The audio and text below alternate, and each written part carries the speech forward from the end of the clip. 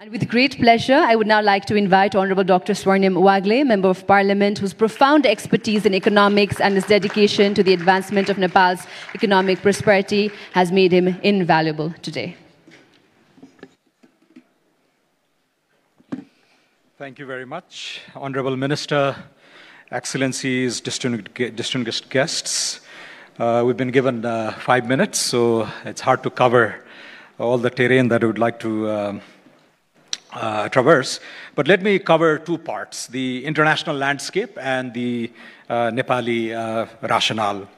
Now, 15 years ago, I had the honor of co-leading a pioneering global study called the Investing Across Borders that analyzed FDI regulations across 100 economies. The conventional mantra then was just foster the investment climate. So this touched on openness, rule of law, ensuring private property, contract enforcement, no expropriation of private property, etc. And then basic human and physical infrastructure, and ensure reasonable transaction costs, the legitimate kind that comes through remoteness or macro instability, and also the illegitimate kind that comes through bad governance and corruption. Now, this was not helpful. This was not at all helpful, and this was realized even within the IFIs. And because the logical lesson of all this was to attract more investment, you need to be like a country that already attracts a lot of investment. So from a policymaker's perspective, this was not helpful. So this led to a more second-best kind of analysis where we dive deep into FDI-specific regulations. And this is where we came up with a universal corpus of policy concerns. So this involved, how open are you to foreign equity participation in sectors like light manufacturing, which was almost 100% open in almost all countries, tourism, banking, insurance, and then there was a whole continuum leading to more illiberal sectors, including the media and even transportation, particularly aviation sectors. So foreign equity openness was paramount. Then came regulations to setting up foreign subsidiaries. So this is like the foreign counterpart to what we're all familiar with in the form of the doing business indicators that tracked procedures and number of days that it took to formalize a domestic entity within the borders, right? And also leasing of industrial land, etc. The third, perhaps very important topic was often under-discussed, was arbitration of commercial disputes.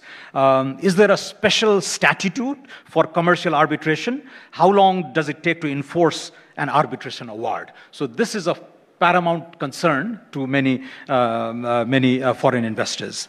The fourth was converting and transferring currency. So this was very important. And finally, recruitment of skilled expatriates. In Nepal, one hears that this remains a big issue. But all this, FDI-specific regulations is still not enough. It is necessary, but not sufficient. So this is where country attributes come into the picture. So if you are India, if you are China, if you are Brazil, if you are South Africa, you can afford to get away with deep, meaningful reforms because you compensate that with a large domestic market. But if you are a Nepal or a Singapore or a Poland or a Jordan, then you need to marry these reforms with country-specific attributes. So this is where the labor quality, the market size, growth potentials, your strategic location, and other links. So it could be contiguity with larger markets, it could be colonial ties, it could be common language, it could be currency, it could be diasporic engagements, etc. So against this backdrop of what we know in the academic and the policy literature, where does Nepal stand? I think we have 3 Ds to offer. The first one is demography. We're the oldest nation state in South Asia, but the youngest country in the region, with the median age being 25, a young, trainable labor force, tens of millions of whom are now abroad. But they can be tempted back if we get the economy going and investment going, and if they can be sufficiently incentivized. So demography, I think, is a big draw. Second is distance, our proximity to both India and China, and the new geopolitical imperatives that Rameswarji touched on, I think, is very important. And with this comes the issue of, how big a pie are we talking about? The quantum of finance, the source of investment, and the markets that we're talking about. Now, there's a striking statistics when it comes to FDI flows. In the year 2000, the first peak in the current era of, the latest era of globalization, FDI inflows peaked at about $1.4 trillion globally. But the share of developing countries, including India and China at the time, was roughly $220 billion. Now, we reached a high of about $2 trillion in FDI inflows in 2015. Just before the global financial crisis, it was 1.9 trillion. And after COVID, this has dipped to about the same level that it had reached 22 years ago. So that's $1.4 trillion. But now, the share of developing countries in that overall global pie is almost $1 trillion. So the financial landscape has also evolved. So this is the second D, the quantum of finance, source of investment, and markets, allied with the fact that we share contiguous borders with both these large economies. Third is decarbonization. Now, the mantra here has been, all paths to net zero. And this was put memorably by a columnist in the New York Times, that we need to make electricity clean. We need to produce much more clean electricity, and we need to make almost everything run on clean electricity. This is it. This is the simplest of mantras leading to net zero paths. And here, I think Nepal is very well placed, as has been highlighted already by previous speakers. Now, what areas to look into? There's the domestic wing and there's the foreign arm. Within the internal realm, I think the pace of urbanization, the growth of our cities, the massive internal and external migration, and the critical financing deficit in infrastructure, the logistics policy was mentioned. There's so much to be done within the Nepali borders. But something of concern to LDCs like us is, can we attract foreign investment that also connects us with foreign markets? Right? So it's not just the funds that flow in, but do you come with technology that is adaptable, that is borrowable, but do you also bring your market with your investment? And this is where I think clean energy and green reindustrialization, there's a massive potential, but green reindustrialization that is tied, that is allied with the global and regional value chains. So this is very important. Second, products that can be branded with the Nepali brand. So this is high-value agriculture. We're seeing some glimmers of hope in tea, in cardamom, in ginger, in honey, etc. But this ought to be scaled much wider. But an area that excites me greatly is digitalization. As a landlocked country, all the other shipping-dependent trade really penalized us. This is one area which negates those traditional handicaps for us.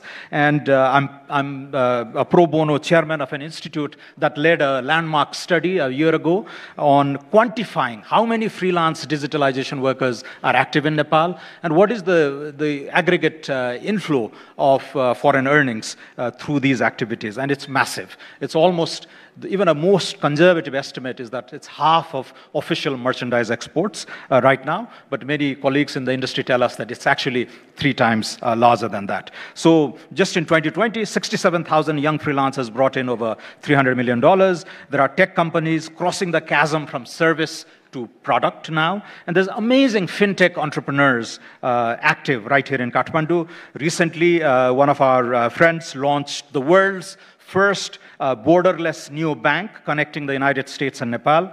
The global security companies valued at over $100 million operating right here in Balwatar. There are global analytics companies, global health companies, and global AI company that is about to go public on NASDAQ in New York. So this is an exciting terrain that ought to tempt many forward-looking investors. Now, what ought policymakers to do then? And I conclude with this. I think first, we project a national vision, prioritize sectors. Economists in the room will note that the discussions around industrial policy have been discredited. Now it's again coming back in favor, particularly with the United States, President Biden leading many legislative achievements, the Investment, Infrastructure and Jobs Act, the Inflation Reduction Act, and the CHIPS, the Semiconductor Revival, cumulatively worth about $2 trillion.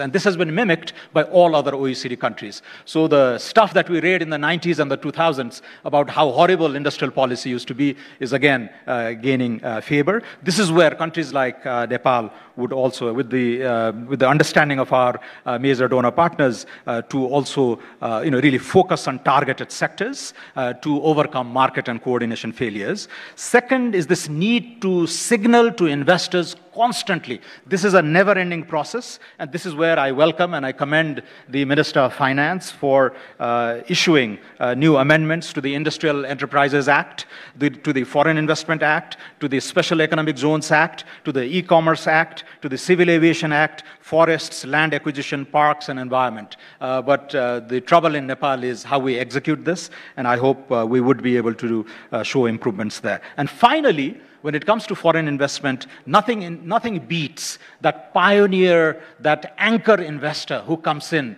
and really leads the way for others to follow. So I'm talking about Intel in Costa Rica, Intel in Vietnam, that really led the way for 200 other firms. If your country is good enough for Intel, it's good enough for me. So that logic, I think, is really important to follow. But there are other strategic initiatives. So in the case of Nepal, of course, Make in India, rise of China, etc. are there that I've alluded to. But the duty-free, quota-free facilities that we had as an LDC, Bangladesh made fantastic use of that. We couldn't because of our own internal problems.